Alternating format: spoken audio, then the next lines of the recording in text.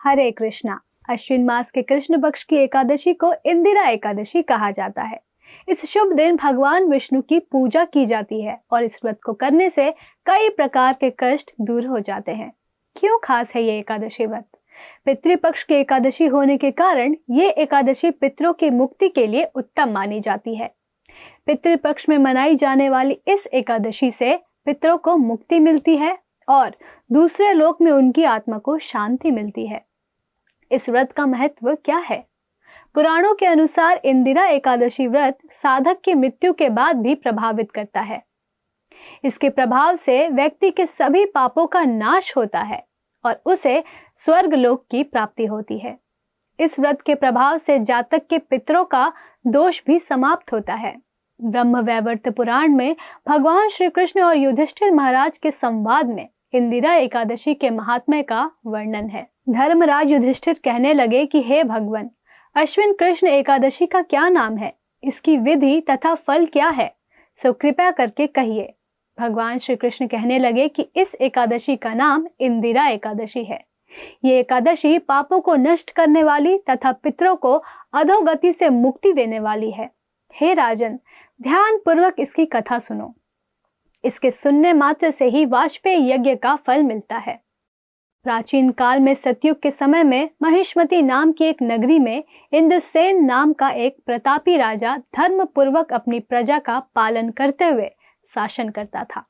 वो राजा पुत्र, पौत्र और धन आदि से संपन्न और विष्णु का परम भक्त था। एक दिन जब राजा सुखपूर्वक अपनी सभा में बैठा था तो आकाश मार्ग से महर्षि नारद उतरकर उसकी सभा में आए। राजा उन्हें देखते ही हाथ जोड़कर खड़ा हो गया और विधि पूर्वक आसन व अर्घ्य दिया। सुख से बैठकर मुनि ने राजा से पूछा कि हे राजन, आपके सातों अंग कुशल पूर्वक तो हैं, तुम्हारी बुद्धि धर्म में और तुम्हारा मन विष्णु भक्ति में तो रहता है। देवर्षि नारद की ऐसी बातें सुनकर राजा ने कहा, हे महर्षि, आपकी कृपा से मेरे राज्य में सब कुशल है तथा मेरे यहाँ यज्ञ कर्म आदि सुकृत हो रहे हैं। आप कृपया करके अपने आगमन का कारण कहिए। तब ऋषि कहने लगे कि हे राजन, आप आश्चर्य देने वाले मेरे वचनों को सुनो। मैं एक समय ब्रह्मलोक से यमलोक को गया। वहां श्रद्धा पूर्वक यमराज से पूजित होकर मैंने धर्मशील और सत्यवान धर्मराज की प्रशंसा की। उसी यमराज की सभा में महान ज्ञानी और धर्मात्मा तुम्हारे पिता को एकादशी का व्रत भंग होने के कारण देखा। उन्होंने संदेश दिया, सो मैं तुमसे कहता हूँ। उन्होंने कहा कि पूर्व जन्म में अनजाने में किए गए पाप कर्म के कारण मैं यमलोक में हूँ। सो हे पुत्र, यदि तुम अश्विन कृष्ण पक्ष की इंदिरा एकादशी का व्रत मेरे निमित्त करो तो मुझे स्वर्ग की प्राप्ति हो सकती है।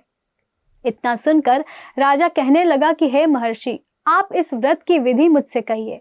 नारद जी कहने लगे, अश्विन माह की कृष्ण पक्ष की दशमी के दिन प्रातः काल श्रद्धा पूर्वक स्नान आदि से निवृत्त होकर पुनः दोपहर को नदी आदि में जाकर स्नान करे।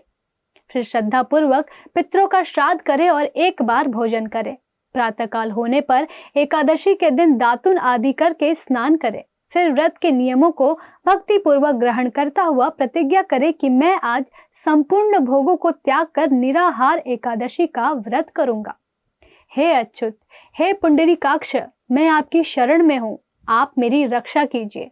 इस प्रकार नियम पूर्वक शालिग्राम की मूर्ति के आगे विधि पूर्वक श्राद्ध करके योग्य ब्राह्मणों को फलहार का भोजन कराएं और दक्षिणा दे।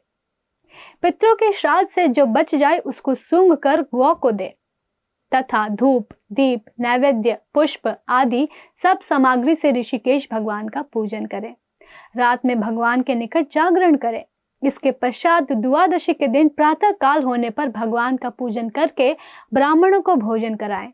भाई, बंधुओं, स्त्री और पुत्र सहित आप भी मौन होकर भोजन करें।